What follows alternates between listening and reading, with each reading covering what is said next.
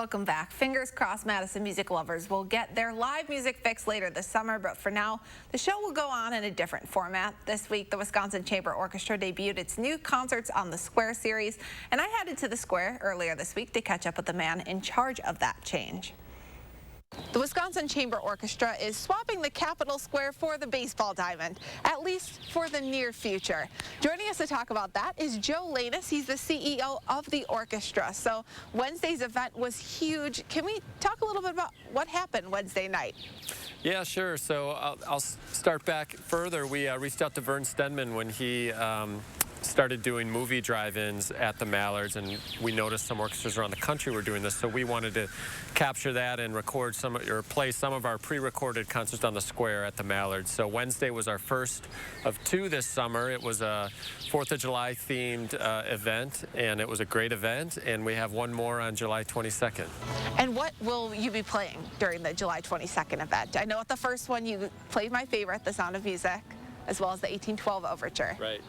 So next in July 22nd will be the 2019 film night. So on the Square we had theme of all different movie scores playing. So we'll bring that back, and Suzanne B is our concert master. She was featured as a soloist that night.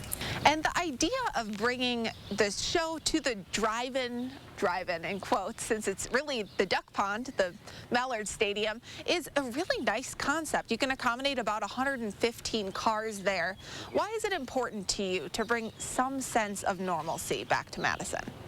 Yeah, you know, when the pandemic hit and we were all safer at home, basically the arts community shut down because we have events when people come together. So when we couldn't come together, our main goal at the WCO was to remain relevant and remain nimble. So our ability to provide art during this time and to provide access through the drive-in concept as well as through streaming on the internet was so important for us. And having community partners like PBS Wisconsin, like the Mallards, has been huge for us to do this. And then looking ahead, you might have a live music return in August, fingers crossed? That's our hope. I mean, we've been talking to the local health department. If we get into phase 3, which allows for 250 people outside, hopefully we can be at Breeze Stevens Field on August 25th and September 1st to do 2 live concerts. What would have been Concerts on the Square 5 this summer and Concerts on the Square 1.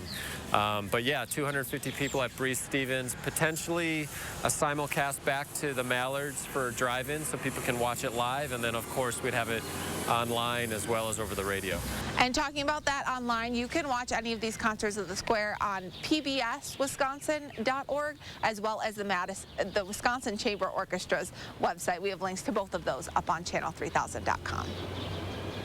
And if you're a music fan, you'll want to watch our show tomorrow morning around 6:50. We're going to show the first installment of our new Concerts on Your Couch series, where we feature a different soloist from a location around Madison. And then, as Joe mentioned, of course, mark your calendar for the next drive-in concert, which happens on July 22nd.